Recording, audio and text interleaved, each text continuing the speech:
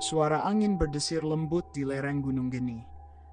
Kabut tebal menggantung di antara pepohonan pinus menyelimuti jalan setapak kecil yang nyaris tak terlihat.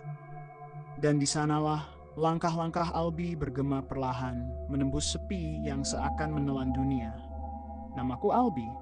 Aku datang dari Surabaya, seorang pemuda biasa yang sedang mencari tanah peninggalan kakekku, Sastro, yang katanya dulu tinggal di sebuah desa tua di sekitar Gunung Geni.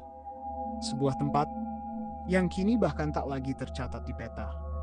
Awalnya aku pikir ini cuma perjalanan biasa, tapi begitu kaki ini menjejak jalan berbatu menuju desa itu, sesuatu dalam diriku terasa berat. Udara seperti mengandung beban yang tak kasat mata. Aku sempat berhenti di warung kecil milik penduduk setempat dan bertanya pada seorang bapak tua yang sedang duduk di depan warungnya. "Permisi Pak, saya mau tanya, kalau mau ke desa Geni Lama, lewat mana ya?" Bapak itu menatapku lama. Suaranya serak saat menjawab. "Nak, desa itu sudah lama ditinggalkan orang. Tidak ada jalan ke sana lagi. Sudah ditutup karena sering ada kejadian aneh." Aku memaksa tersenyum. "Tapi saya harus ke sana, Pak. Itu tanah keluarga saya." Wajahnya berubah serius. Open quote. "Kalau begitu, semoga kamu pulang dengan selamat, Nak." Kata-katanya menggantung di udara, dingin dan berat. Sore itu, aku tetap melanjutkan perjalanan. Langit tampak muram, kabut makin tebal, dan di kejauhan, samar-samar aku melihat gapura batu besar yang hampir tertutup lumut. Di atasnya ada ukiran berbentuk api menyala, lambang yang anehnya terasa akrab. Begitu aku melangkah masuk melewati gapura itu, udara langsung berubah. Angin berhenti, hutan menjadi sunyi total. Rumah-rumah tua berdiri di antara rerumputan tinggi, atapnya bolong, jendelanya tergantung. Seolah desa itu berhenti hidup di satu titik waktu yang tak pernah bergerak lagi. Di tengah jalan desa, aku melihat seorang lelaki tua berdiri membelakangiku. Rambutnya putih, bajunya lusuh, tapi tatapannya tajam saat berbalik. "Kau bukan orang sini," katanya pelan. "Saya Albi, Pak. Cucu dari Sastro. Saya mencari tanah peninggalan beliau." Lelaki itu mematung, lalu wajahnya berubah pucat. "Sastro? Nak, apa kau tidak tahu? Kakekmu itu penjaga ritual sakral Geni. Tempat ini bukan tanah biasa." Aku terdiam. "Penjaga ritual?" "Ya," ujarnya lirih. "Setiap 100 tahun, ritual dilakukan di sini. Untuk menjaga agar api Geni, api penjaga dunia bawah, tidak keluar ke dunia manusia."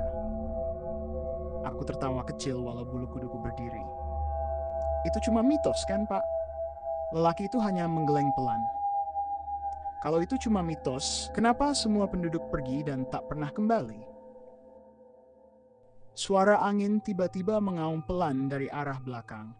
Aku menoleh, tapi tak ada apa-apa. Ketika kembali menatap ke arah lelaki tua itu, dia sudah hilang. Malam pun turun. Aku memutuskan beristirahat di salah satu rumah yang masih agak utuh. Senter menyorot ke dinding berlumut, menampakkan lukisan-lukisan aneh. Ada gambar orang menari mengelilingi api, dan di tengahnya, seseorang dengan wajah mirip kakekku sedang memegang batu emas bercahaya.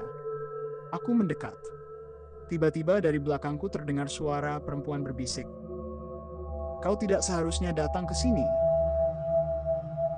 Aku menoleh cepat. Ada seorang gadis berdiri di depan pintu, wajahnya pucat, matanya kosong. "Siapa kamu?" tanyaku. "Namaku Ningsih," jawabnya pelan. "Aku pernah tinggal di sini sebelum api memakan desa ini." Aku mundur selangkah. "Api? Maksudmu kebakaran?" Dia menatapku tajam. "Itu bukan api biasa, itu Geni. Kau harus pergi sebelum ritual itu bangkit lagi." Dan tanpa sempat aku bertanya lagi, tubuhnya perlahan lenyap, seperti asap terbakar. Aku tidak tidur malam itu, dan menjelang subuh dari luar jendela, aku melihat cahaya merah berkilat di arah barat desa. Suara gamelan, samar tapi nyata, mengalun dari kejauhan.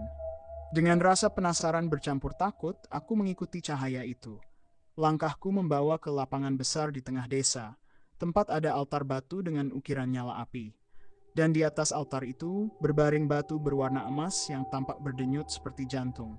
Begitu aku mendekat, suara gamelan berhenti. Udara menjadi hening, dan tiba-tiba suara berat menggema di kepalaku. Darah Sastro akhirnya kembali. Aku terjatuh, tubuhku bergetar. Bayangan hitam melingkar di sekeliling altar, menyerupai sosok manusia terbakar. Aku berteriak. Dan saat aku sadar kembali, hari sudah pagi. Semua itu seperti mimpi buruk. Tapi di tanganku, batu emas itu masih ada. 3 bulan kemudian aku kembali ke kota. Tapi sejak itu, hidupku tak pernah sama. Mimpi tentang ritual dan api selalu datang. Kadang aku terbangun dengan tangan panas, kadang aku mencium bau daging terbakar, padahal tidak ada apa-apa. Sampai suatu hari, aku menerima surat tanpa nama. Tulisan di dalamnya sederhana. Tanah itu memanggilmu kembali. Hatiku bergetar. Aku tahu aku harus kembali, dan kali ini bukan untuk mencari warisan, tapi untuk menutup apa yang kakekku buka. Langit sore tampak merah darah saat aku tiba di lereng gunung. Gapura batu itu kini berbeda. Ukiran apinya berubah hitam pekat seperti arang. Aku melangkah pelan. Setiap langkah terasa lebih berat dari sebelumnya. Tiba-tiba, aku melihat seseorang berdiri di tengah jalan. Itu Pak Wiryo, lelaki tua yang dulu kutemui. Wajahnya lebih tua, suaranya lemah. Aku tahu kau akan kembali, Albi, karena darahmu belum menuntaskan apa yang dimulai. Apa yang harus kulakukan, Pak? Tanyaku gemetar. Kembalikan segel geni. Tapi ingat, setiap api yang kau nyalakan di tempat ini ada harganya. Langit bergemuruh. Api kecil mulai muncul dari tanah. Puluhan titik cahaya membentuk lingkaran besar di sekeliling kami. Aku menggenggam batu emas yang masih kusimpan sejak dulu. Tulisan aneh di atasnya berkilau.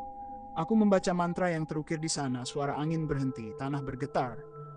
Lalu dari tengah lingkaran api itu, muncul sosok besar dari kobaran merah. Matanya menyala.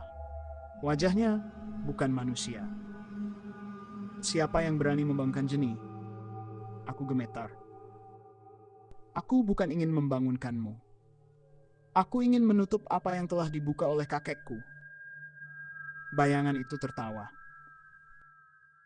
Darah penjaga menuntut pengganti. Api menyambar tanganku. Batu emas itu menempel di kulitku. Panasnya membakar dagingku. Aku menjerit, tapi terus membaca mantra. Suara gamelan kembali terdengar, cepat dan berat. Dari kabut muncul puluhan sosok berpakaian putih menari mengelilingi kami. Mereka bukan manusia, mereka roh-roh dari ritual lama. Kau harus menutupnya, Albi. Suara Pak Wiryo terdengar samar. Aku terus membaca mantra. Api mulai mengecil, tapi tubuhku melemah. Dalam pandangan kabur, aku melihat Ningsi berdiri di antara cahaya. Kau telah melakukan apa yang kakekmu gagal lakukan. Tapi ingat, Albi, api tidak pernah padam sepenuhnya. Aku jatuh tersungkur, api padam, gamelan berhenti. Lalu semuanya gelap. Keesokan harinya, warga menemukan tanah hangus di sekitar Gunung Geni. Di tengahnya ada batu berwarna emas yang masih hangat. Dan jejak kaki yang berhenti di tengah jalan. Tidak ada tanda-tanda Albi. Namun sejak malam itu, Gunung Geni tak pernah lagi mengeluarkan asap.